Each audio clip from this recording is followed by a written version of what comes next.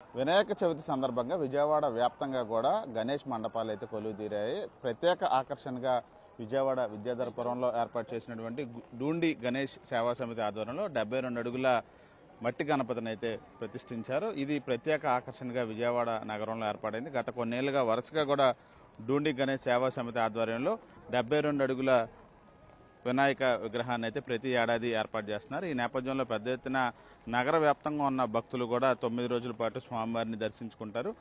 ఈ నెల 6వ తారీఖున అంటే సెప్టెంబర్ 6వ తారీఖున సీఎం చంద్రబాబు కూడా ఈ కార్యక్రమానికి స్వామివారిని దర్శించుకోవడానికి అయితే వచ్చే నెల 6వ తారీఖున కూడా రాబోతున్నారు. ఇవాళ ఉదయం నుంచి కూడా వర్షం కారణంగా కొంత ఈ విగ్రహానికి సంబంధించి దర్శనానికి వచ్చే వాళ్ళు భక్తులైతే కొంత ఇబ్బందులు పడుతున్నప్పటికీ కూడా పూర్తి స్థాయిలో ఏర్పాట్లను కూడా కమిటీ వాళ్ళు కూడా ప్రస్తుతం అయితే వాళ్ళకి ఇబ్బందులు తలెత్తకుండా ఉండటానికి పూర్తి స్థాయిలో ప్రాంగణం అంతా కూడా నీరు నిలిచిపోవడంతో దాన్ని తొలగించడానికి సంబంధించి ఒకవైపున ఏర్పాట్లు చేస్తానే ఉన్నారు. అయితే ఉదయం నుంచి కూడా ఎడతెరిపి లేకుండా కురుస్తున్న వర్షం కారణంగా అయితే కొంత ఇబ్బందికరమైన వాతావరణం అయితే నెలకొంది. నిర్వాహకులు కూడా ప్రస్తుతం మనతో ఉన్నారు. ఏంటి ఎలాంటి ఏర్పాట్లు చేశారు? ఒకవైపున వర్షం వల్ల కొంత ఇబ్బందికరమైన పరిస్థితి కూడా.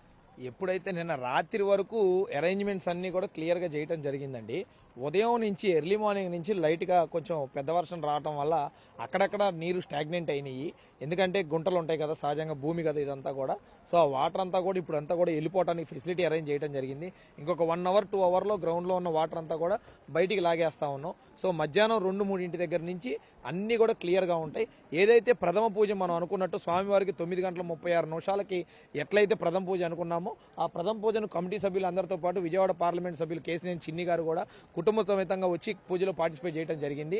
ఆ తర్వాత ఇప్పుడు హోమం కూడా చేయబోతా ఉన్నాం. కొద్దిసేపట్లో హోమం కూడా పూజా కార్యక్రమం ఇప్పుడే కంప్లీట్ అయింది. హోమం చేయబోతా ఉన్నాం. అలాగే ఇప్పుడు ఏదైతే క్యూ లైన్లో లైట్గా అక్కడక్కడ వాటర్ ఉన్నాయో అవన్నీ కూడా రిమూవ్ చేసేసి మధ్యాహ్నం 2-3 గంటల నుంచి జనం అందరికీ కూడా ఎంతమంది వచ్చినా సరే ఎటువంటి ఆటంకాలు ఇబ్బందులు లేకుండా అన్నిటికి కూడా ఇబ్బంది లేకుండా ఏర్పాటు చేయడం జరుగుతూ ఉంది. గత కొన్నేళ్లుగా వరుసగా కూడా 72 అడుగుల గణేష్ విగ్రహాన్ని ఏర్పాటు చేస్తున్నాం. ఈ సంవత్సరం ప్రత్యేకత ఎప్పుడైతే 72 అడుగుల వినాయకుడిని మనం గత కొన్ని సంవత్సరాలుగా ఏర్పాటు చేయడం జరుగుతూ ఉంది. మీరు ఇక్కడ చూస్తున్న వినాయకుడు ఏదైతే చాలా మంది పెద్ద వినాయకులు పెడతారు, కానీ మనం పెట్టే వినాయకుడు ఈ సంవత్సరం కార్యసిద్ధి మహాశక్తి గణపతి.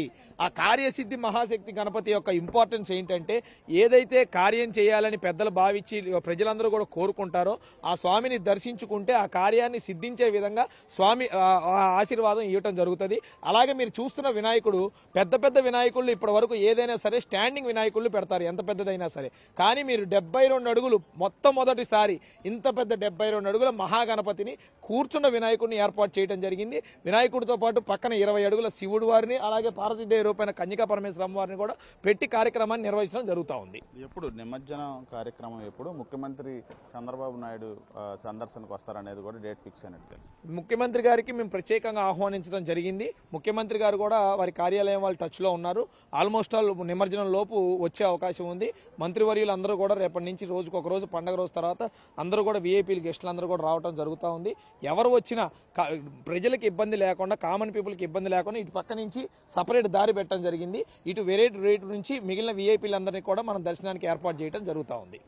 ఇది మొత్తంగా 72 అడుగుల కార్యసిద్ధి మహాగణపతిని డూండి గణేష్ సేవా సమితి ఆధ్వర్యంలో ఏర్పాటు చేశారు. విజయవాడ నగరంలో ఈ విగ్రహం అనేది ప్రత్యేక ఆకర్షణగా నిలిచింది. మొత్తం ఇంత పెద్ద ఎత్తున విగ్రహాలను ఏర్పాటు చేసినప్పటికీ అన్ని కూడా స్టాండింగ్ అంటే నిలబడి ఉన్న గణపతి విగ్రహాలను ఏర్పాటు చేస్తారు. కానీ ఇక్కడ మాత్రం కూర్చున్న గణపతిని విగ్రహాన్ని ఏర్పాటు చేస్తాం. దీంతోపాటు 20 అడుగుల ఎత్తులో అటు మహా శివుడి విగ్రహాన్ని కూడా పక్కనే ఏర్పాటు చేశారు. దాన్ని కూడా ఒకసారి మనం విజువల్స్లో చూసే ప్రయత్నం అయితే చేద్దాం. పూర్తి స్థాయిలో 20 అడుగుల ఎత్తులో శివుడి విగ్రహాన్ని కూడా ఇక్కడ ఏర్పాటు చేశారు. అదేవిధంగా మరొక వైపు 20 అడుగుల ఎత్తులో కన్యకా పరమేశ్వరి అమ్మవారిని ఏర్పాటు చేసిన పరిస్థితుల నేపథ్యంలో పూర్తి స్థాయిలో విగ్రహాన్ని మనం చూడొచ్చు.